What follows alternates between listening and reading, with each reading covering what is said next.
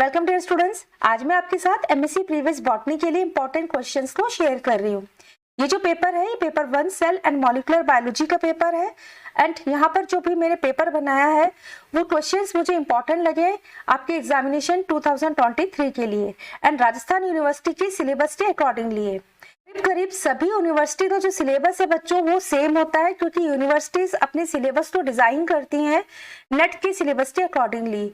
तो अगर आप किसी और यूनिवर्सिटी के स्टूडेंट्स हैं तो भी आपके लिए इक्वली बेनिफिशियल होगा। आप इन इंपॉर्टेंट क्वेश्चंस को करके जाइए। एंड साथ ही बच्चों जो आपके शॉर्ट क्वेश्चंस होते हैं जो कि आपने 2 मार्क्स के लिए अटेम्प्ट करना होता है, उसका मैं यहाँ पर बच्चों आपको आंसर भी बताऊंगी।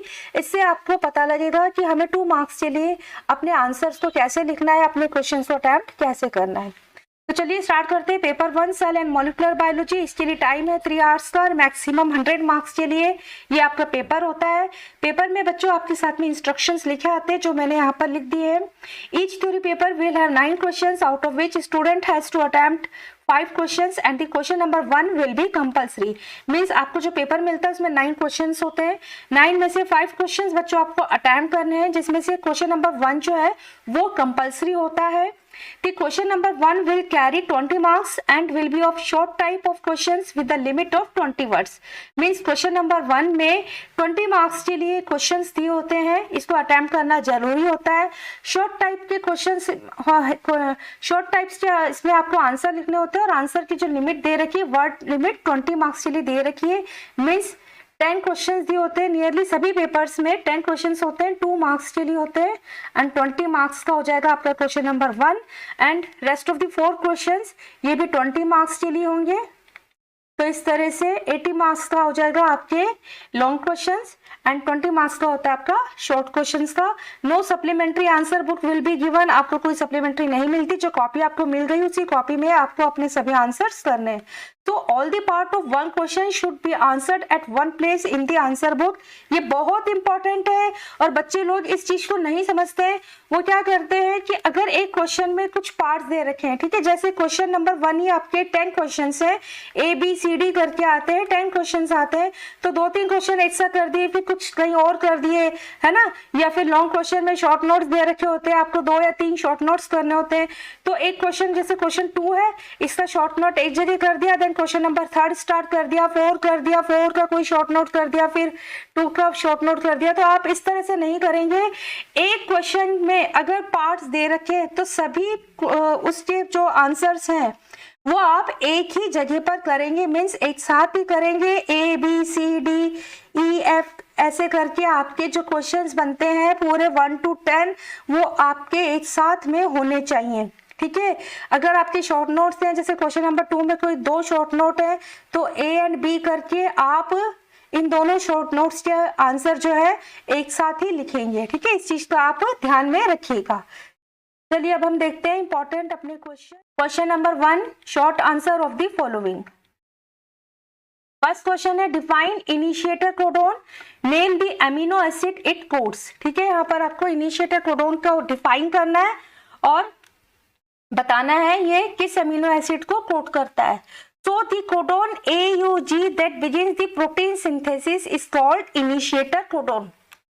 ये हमारी डेफिनेशन हो गई, ठीक है। अब हमें बताना है किसको कोडोन करता है। So in eukaryote it codes for methionine, in prokaryote it codes for N formyl methionine, ठीक है। दोनों का हो गया, हालांकि हमसे नहीं पूछा हुआ लेकिन हमें यहाँ पे दोनों का ही लिखना है। Less frequently GUG is initiator codon and it codes for valine. तो ये हमारा एक प्रॉपर आंसर हो गया है क्वेश्चन नंबर A के लिए। नेक्स्ट क्वेश्चन है what are nonsense codons. Nonsense codons क्या होते हैं। मेंशन एनी 2 ऑफ देम, किन्हीं 2 के नाम लिखने हमको। Stop codons are called nonsense codons. जो स्टॉप कोडोन्स होते हैं उनको हम नॉनसेंस कोडोन्स कहते हैं, क्योंकि ये they do not code for an amino acid and instead signal the termination of translation. ठीक है, ये किसी अमीनो एसिड के लिए कोई कोड नहीं करते, बल्कि क्या करते हैं, ट्रांसलेशन जो प्रोसेस होता है प्रोटीन सिंथेसिस का, उसके टर्मिनेशन के सिग्नल्स देते हैं। तो इसलिए हम इनको नॉनसेंस कोडोन्स कहते हैं। अमंग 64 कोडोन्स 3 कोडोन्स हैं जो कि नॉनसेंस हैं। 2 के नाम लिखने थे आपको, UAA, UAG एंड UGA, तो आप इन तीन में से किन्हीं भी दो के आप नाम लिख देंगे। तो ये हमारे नॉनसेंस कोडोन्स हैं। नेक्स्ट हमारा क्वेश्चन है, name the enzymes involved in DNA replication. DNA replication में इन्वॉल्व्ड एंजाइम्स के हमको नाम लिखने हैं, तो यहाँ पर हमें केवल नाम ही लिखने बच्चों। Enzymes involved in DNA replication are helicase, SSB, topoisomerase जिसे डीएनए गायरेज भी कहते हैं, प्राइमेज और RNA polymerase, DNA polymerase first, second and third, DNA polymerase third जिसे हम रेप्लिकेज भी कहते हैं, एंड डीएनए लाइगेज। ठीक है, ये हमारे डीएनए रेप्लिकेशन में इन्वॉल्व एंजाइम्स हैं। हमसे नाम पूछे, हम 2 मार्क्स के लिए सिर्फ नाम को यहाँ पर लिखेंगे। अब यहाँ पर जैसे क्वेश्चन आ गया, differentiate between leading and lagging strand, तो हमें डिफरेंसेस लिखने हैं लीडिंग एंड लैगिंग स्ट्रैंड्स जो कि रेप्लिकेशन में हमारा बनता है। ठीक है, लीडिंग स्ट्रैंड्स क्या होते हैं? ऐसे स्ट्रैंड जो कि कॉन्टिन्यूसली बनते हैं। यहाँ पर हम लिख देंगे ये जो होते हैं रेप्लिकेट होते हैं डिसकंटिन्यूसली। ठीक है, तो आप बीच में ऐसे लाइन ड्रॉ करिए एंड पॉइंट्स में इनको आप यहाँ पर लिखते हैं। Opens up in the 3' to 5' direction, opens in the 5' to 3' direction, grows in the 5' to 3' direction, grows in the 3' to 5' direction। Single primer is needed, यहाँ पर सिंगल प्राइमरी चाहिए, एक ही बार प्राइमर काम आता है।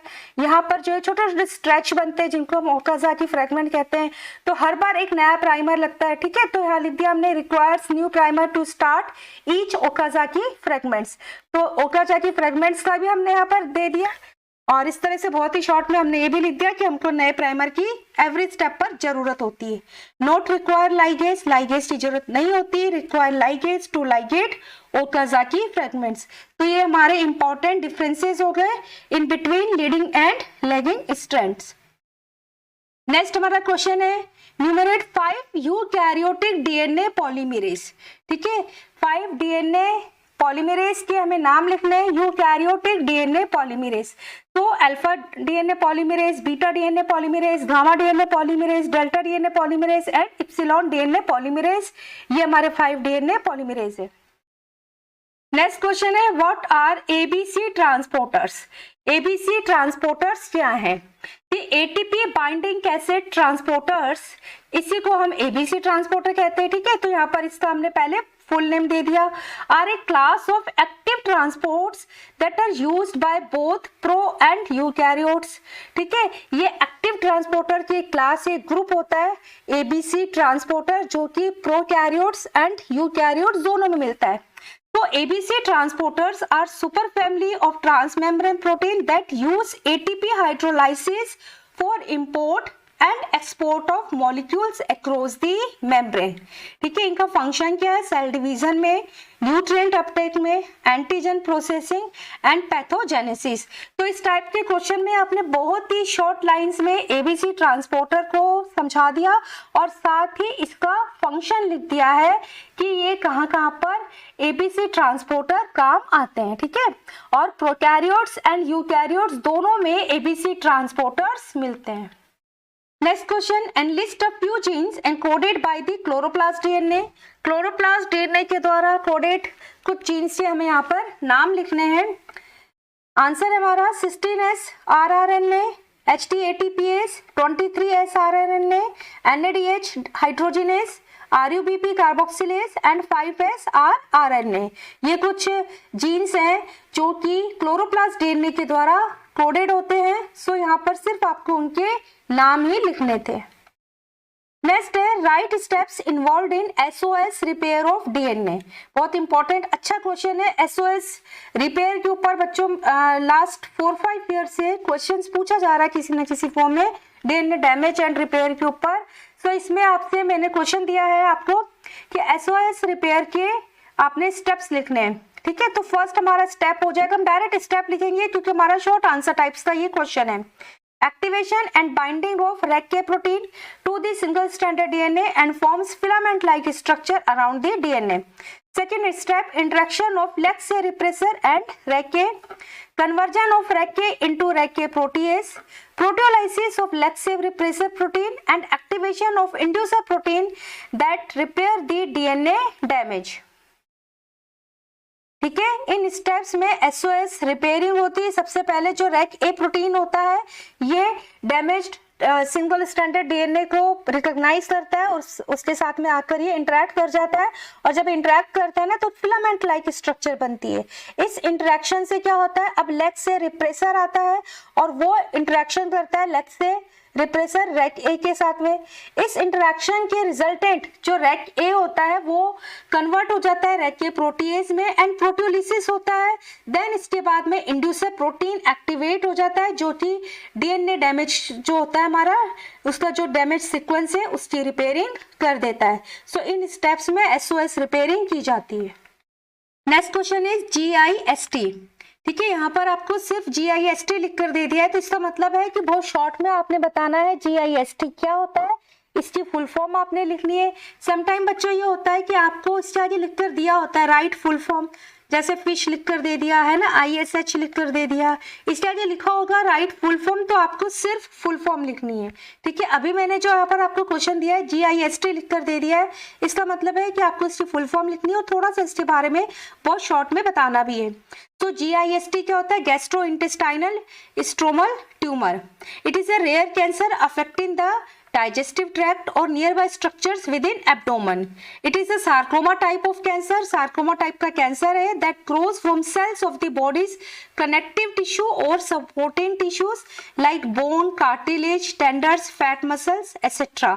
ठीक है, तो बहुत शॉर्ट में हमने GIST के बारे में यहाँ पर एक्सप्लेन कर दिया है। 2 मार्क्स के लिए हमारा क्वेश्चन है तो उसके अकॉर्डिंगली हमने अपना आंसर लिख दिया। नेक्स्ट है स्ट्रक्चर ऑफ एनपीसी, ये भी इंपॉर्टेंट है इस बार के लिए। न्यूक्लियर पोर कॉम्प्लेक्स, ठीक है, स्ट्रक्चर ऑफ एनपीसी पूछी है तो यहाँ पर पहले हमने लिखा न्यूक्लियर पोर कॉम्प्लेक्स क्या होता है, ये the site of exchange of macromolecules between the cytoplasm and the nucleus. ठीक है, न्यूक्लियर पोर कॉम्प्लेक्स क्या होते हैं, जो न्यूक्लियर मेम्ब्रेन होती है उसमें पोर लाइक स्ट्रक्चर्स मिलती हैं, ठीक है, जिसके थ्रू मटेरियल्स का एक्सचेंज होता है। ठीक है, it consist of 4 separate elements that is scaffold, central hub और transporter, short thick filaments and basket. तो यहाँ पर हमने बहुत शॉर्ट में देना था तो बता दिया कि इसका फंक्शन क्या होता है, फुल फॉर्म यहाँ पर आ गई है, और साथ ही बता दिया कि ये जो कॉम्प्लेक्स है ये कॉम्प्लेक्स बना किसका होता है ना। इसके जो कॉम्प्लेक्स में 4 मेनली एलिमेंट्स होते हैं, स्ट्रक्चर्स होती है, स्कैफोल्ड, हब और transporter, short thick filaments and basket like structure होती है। तो यहाँ पर बच्चों आप देखिए कि शॉर्ट आंसर आपको इस तरह से देने होते हैं। Next important question, what are expansins. Expansins क्या होते हैं, expansins are class of cell wall proteins, ये सेल वॉल में मिलने वाले प्रोटीन्स हैं which mediates cell wall loosening or expansion of cell wall without any change in cell wall structure। ठीक है, इनका रोल क्या होता है वो हमने बता दिया कि एस्पेंसिन जो होते हैं सेल वॉल के प्रोटीन्स है जिनका इंपॉर्टेंट फंक्शन होता है कि ये बिना सेल वॉल स्ट्रक्चर में चेंज लाए सेल वॉल की लूजनिंग करते हैं या सेल वॉल को एक्सपेंड करते हैं, उनमें एक्सपेंशन होता है। ठीक है, एक्सपेंसिन कैन बी ऑफ 2 टाइप, इसके टाइप्स भी हमने बता दिए, अल्फा एक्सपेंसिन एंड बीटा एक्सपेंसिन। तो इस तरह से हमने 2 मार्क्स के लिए अपने 20 वर्ड्स लिमिट में अपने आंसर्स को लिख दिया, जिसमें एक्सपेंसिन होता क्या है, प्रोटीन्स है, कहाँ मिलता है ये भी आ गया, इसका फंक्शन भी आ गया एंड इसके टाइप्स भी आ गए। तो इस तरह से बच्चों आप अपने क्वेश्चंस को आंसर लिखेंगे। नेक्स्ट क्वेश्चन है डिफाइन एपोप्टोसिस। एपोप्टोसिस को आपने डिफाइन करना है। Apoptosis is the process of programmed cell death. It is used during early development to eliminate unwanted cells and also play a role in preventing cancer। ठीक है, तो apoptosis क्या है, programme cell death का process है जो कि development के अर्ली स्टेजेस में ये प्रोसेस होता है, जिससे क्या होता है जो हमारी अनवांटेड सेल्स होती हैं उनका एलिमिनेशन होता है। जैसे फिंगर्स के बीच में जो गैप है ये क्या है, एपोप्टोसिस के कारण है। ठीक है, अगर हमारे फिंगर्स के बीच में गैप नहीं होता, एपोप्टोसिस नहीं होता, तो हमारी फिंगर्स क्या है, जुड़ी हुई होती है ना। तो इस तरह से बहुत इंपॉर्टेंट होता है। लेकिन अगर एपोप्टोसिस ना हो, प्रिवेंटेड हो जाए, so it lead to uncontrolled cell division. इसके कारण क्या होगा, सेल डिवीजन अनकंट्रोल्ड हो जाएगा जाएगा and the subsequent development of tumour, और इससे ट्यूमर में ये जो अनकंट्रोल्ड सेल डिवीजन है ये ट्यूमर में कन्वर्ट हो जाएगा। तो इस तरह से प्रिवेंटेड एपोप्टोसिस या एपोप्टोसिस करने वाले जीन्स में अगर म्यूटेशन हो जाए तो it can lead to cancer. Next question, cell cycle inhibitors, ये भी मुझे इंपॉर्टेंट लगा।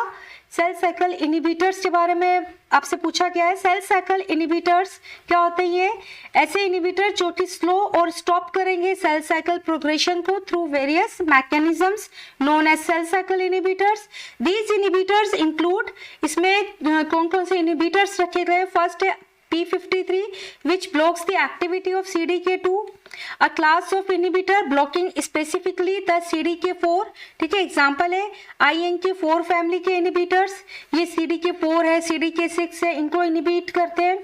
थर्ड है an inhibitor mediating TGF beta inhibitory effects, so ये सेल साइकिल इनहिबिटर्स हैं जो कि सेल साइकिल को स्टॉप करेंगे या स्लो कर देंगे। नेक्स्ट है role of P53 in cancer. Cancer में P53 का क्या रोल है ये हमसे पूछा गया है। सो पहले हम बताएंगे कि नॉर्मली इसका क्या फंक्शन होता है, ठीक है। इन नॉर्मल सेल्स में क्या होता है? The P53 have 3 major functions, growth arrest, DNA repair and apoptosis, ठीक है। नॉर्मल सेल में होगा म्यूटेशन और एनी डिफेक्ट इन P53, अगर किसी भी कारण से P53 में कोई डिफेक्ट हो जाए, इसके जीन में म्यूटेशन हो जाए, so it may lead to uncontrolled cell division, ठीक है। ये इसके कारण फिर क्या होगा? अनकंट्रोल्ड सेल डिवीजन होगा विच लीड टू कैंसर, जिसके कारण कैंसर हो जाएगा। तो इस तरह से P53 का कैंसर में हमने रोल बता दिया कि म्यूटेटेड P53 और defected P53 can lead to cancer because it lead to uncontrolled cell division, इसके कारण अनकंट्रोल्ड सेल डिवीजन होता है एंड अल्टीमेटली फिर कैंसर हो जाएगा। नेक्स्ट है name the 4 types of coated vesicles and their subunit of coat. यहाँ पर आपसे 4 टाइप्स के कोटेड वेसिकल्स के नाम पूछे और इनकी सब यूनिट बतानी, कोटिंग की जो सब यूनिट होती है वो आपको बतानी है। तो आप इस तरह के क्वेश्चंस को भी ऐसे टेबल बना के लिख सकते हैं।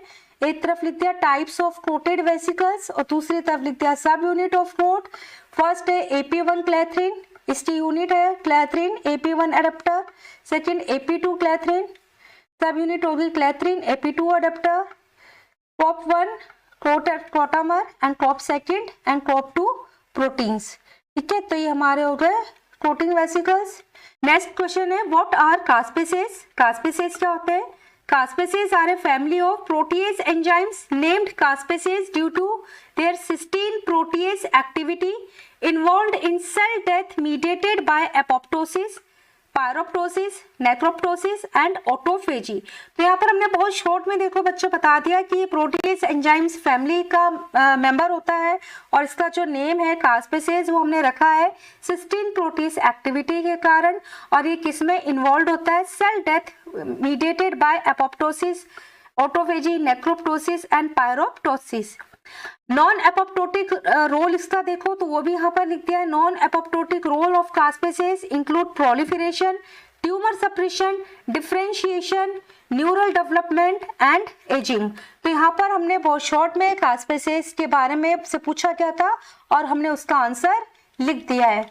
नेक्स्ट है what is endomembrane system. Endomembrane system क्या है? The endomembrane system is a series of compartments that work together to package, label and transport the proteins and molecules include the nuclear membrane, endoplasmic reticulum ER, Golgi apparatus, lysosomes, vesicles, endosomes and plasma membranes. So endomembrane system क्या है? जो हमारा cell होता है उसमें जो compartments हैं जिनका मेन फंक्शन क्या होता है? Packaging of material, labelling of material, ठीक है, एंड ट्रांसपोर्ट करना। तो यहाँ पर इस फंक्शन के लिए कौन कौन से जो है सेल ऑर्गेनेल्स या मेम्ब्रेन सिस्टम इन्वॉल्व होती हैं? वो है न्यूक्लियर मेम्ब्रेन, ER है, गोल्जी apparatus है, lysosomes, vesicles, endosomes and plasma membrane. ये सब मिलकर हमारा एंडोमेम्ब्रेन सिस्टम को बनाते हैं। Next important question is cell junctions. Cell junctions क्या है इसके बारे में बताना है। Cell junctions are specialised multi protein complexes that provide connection और अडेजन बिटवीन नेबरिंग सेल्स और between a cell and the ECM extracellular matrix and can be of the following 3 functional types. इसके हमने फंक्शनल टाइप भी दे दिए। And cell junctions क्या है इसको भी हमने बता दिया कि स्पेशलाइज्ड मल्टी प्रोटीन कॉम्प्लेक्स होता है जो कि कनेक्शन करता है दो सेल्स के बीच में या सेल एंड ECM के बीच में। ठीक है, फंक्शनल टाइप से इसके फर्स्ट है जैसे occluding junctions, anchoring junctions and communicating junctions. तो इसके हमने टाइप्स भी यहाँ पर लिख दिए। नेक्स्ट क्वेश्चन है माइक्रोट्यूब्यूल्स, इसके बारे में हमको बताना है।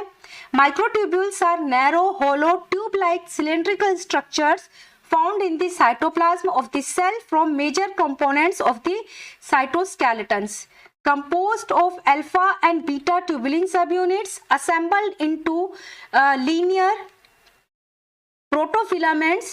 They are involved in maintenance of cell shape and structure.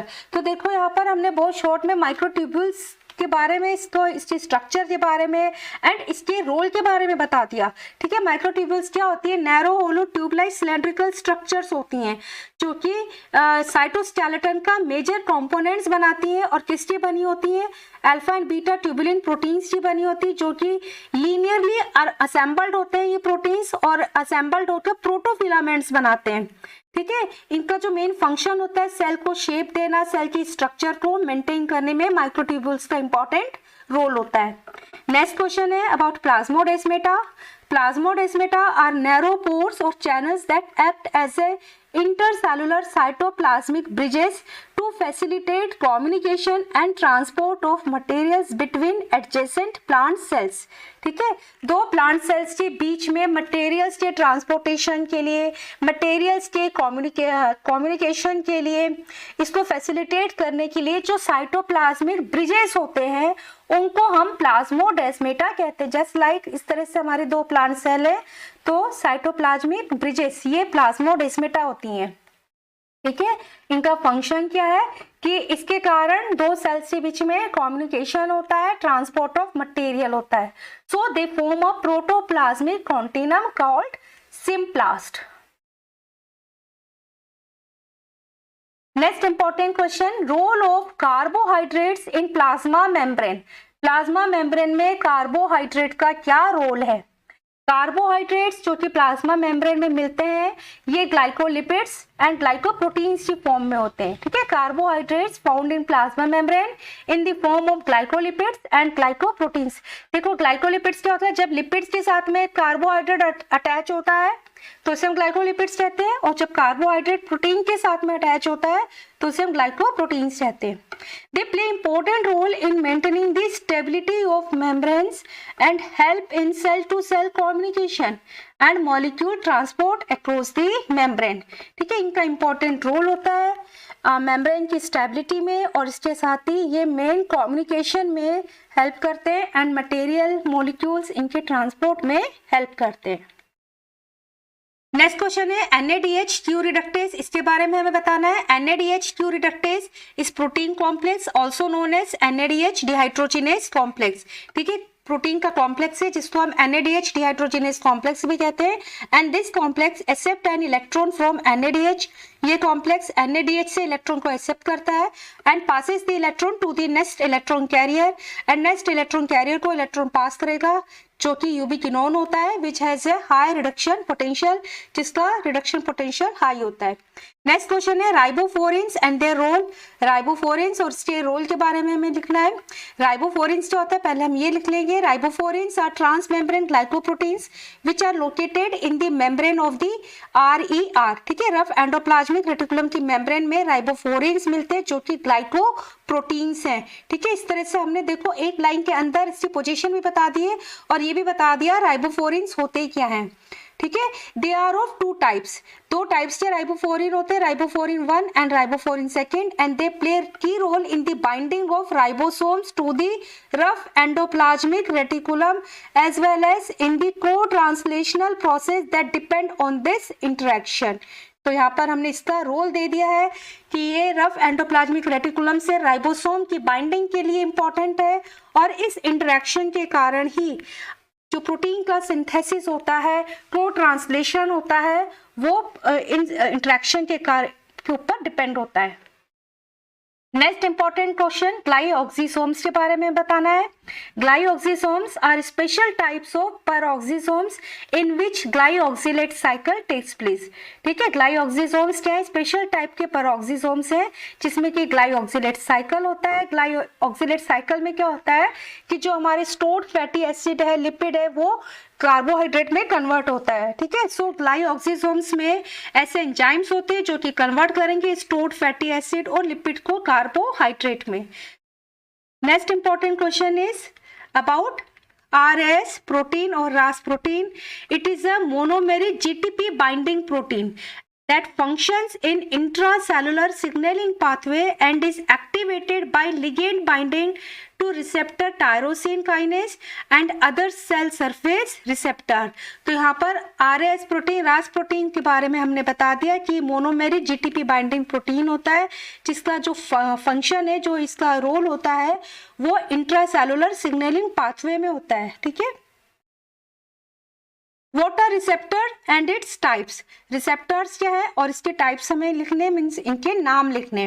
So any protein that binds a specific extracellular signaling molecule, that is ligand, and the initiates a cellular response is called receptor।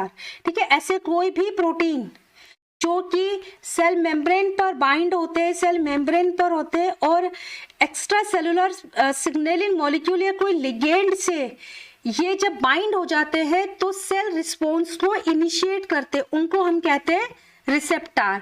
Receptor के 3 major groups हैं, receptor kinase, G protein coupled receptors and ion channels receptors. तो यहाँ पर हमने उसके नाम लिख दिए। Next question is second messenger, इसके बारे में बताना है। It is an intracellular signalling molecule whose concentration increases response to binding of an extracellular ligand to a cell surface receptor। Example है cyclic AMP, calcium +2, diacyl glycerol DAG जिसे कहते हैं, inositol 1,4,5 triphosphate और IP3। ठीक है, second messenger क्या होते हैं? कुछ ऐसे इंट्रासेलुलर सिग्नलिंग मॉलिक्यूल्स हैं जिनकी कंसंट्रेशन जब इंक्रीज हो जाती है तो इस सेल सरफेस रिसेप्टर के साथ में एक्स्ट्रा सेलुलर लिगेंड जो सेल के बाहर ECM में होते हैं, उन लिगेंड की बाइंडिंग को स्टिमुलेट कर देते हैं। ठीक है, इनके कारण सेल सरफेस रिसेप्टर के साथ में लिगेंड की बाइंडिंग इंड्यूस हो जाती है, तो वो होते हैं हमारे सेकेंड मैसेंजर। एग्जांपल दे रखे हैं यहाँ पर साइक्लिक AMP, कैल्शियम +2, IP3 है, DAG है, ये सेकेंड मैसेंजर के जैसे एक्ट करते हैं। Next question is define signal transduction. Signal transduction को हमने डिफाइन करना है, इसकी डेफिनेशन लिखनी है। Conversion of a signal from one physical or chemical form into another is signal transduction। ठीक है, क्या होता है? किसी एक फिजिकल या केमिकल फॉर्म से किसी दूसरी फॉर्म में, ठीक है, फिजिकल है तो केमिकल, केमिकल है तो फिजिकल, और इलेक्ट्रिकल सिग्नल जैसे न्यूरोट्रांसमीटर्स भी होते हैं। ठीक है, तो ये जो कन्वर्जन होता है इसको ही हम सिग्नल ट्रांसडक्शन कहते हैं। It is a sequential process initiated by binding of an extra cellular signal to a receptor and culminating in one or more specific cellular responses।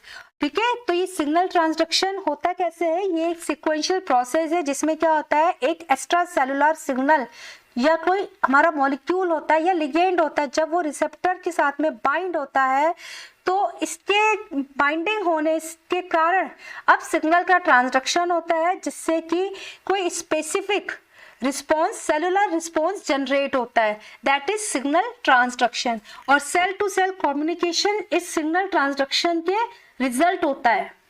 Next है principle of confocal microscopy. Confocal microscopy की हमें principal लिखना है। आपसे fish का principal भी जैसे पूछा जाए तो आप बहुत ही प्रिसाइज्ड वर्ड्स में प्रिंसिपल को दोगे। ठीक है, हमें बहुत ज़्यादा एक्सप्लेन नहीं करना होता, बेसिक उसका प्रिंसिपल क्या है जिसके पीछे वो टेक्निक काम कर रही है, ठीक है, उसको हमने लिखना होता है। सो कॉन्फोकल माइक्रोस्कोपी इसमें क्या होता है कि जो हमारा ऑब्जेक्ट होता है ना, उसके पूरे सेल में से मान लो हमें किसी एक स्पेशल स्ट्रक्चर को ही हमने देखना है तो हम कॉन्फोकल माइक्रोस्कोपी का यूज़ करेंगे। इसमें सिर्फ जिस स्ट्रक्चर की हमने स्टडी करनी होती है, जिस पार्ट की स्टडी करनी होती है, उसी पर हमारा जो है फोकस होता है। है ना, वहीं पर लाइट इल्यूमिनेट होती है। So the basic principle of confocal microscopy is that the illumination and detection of optics are focused on the same diffraction limited spot which is moved over the sample to build the complete image on detector। इस principal के ऊपर confocal microscopy जो है वो काम कर। Now more questions for paper first, cell and molecular biology of plants। इसमें सबसे पहले हम देखते हैं वेरी शॉर्ट टाइप के क्वेश्चंस जो कि 2 मार्क्स के लिए होते हैं। Right the functional differences between SER and RER। ध्यान रखना कि आपको ऐसे ही लिखा आएगा, ठीक है, smooth endoplasmic reticulum and rough endoplasmic reticulum ऐसे लिखा हुआ नहीं आएगा, यूजुअली ऐसे आता है अगर पूछा जाएगा तो। नेक्स्ट है name the cell organelle involved in synthesis of lipid and detoxify drugs. What is the go ahead signal for a cell to pass G2 phase checkpoint and enter mitosis? Write the name of the signal। Write about chloroplast, DNA।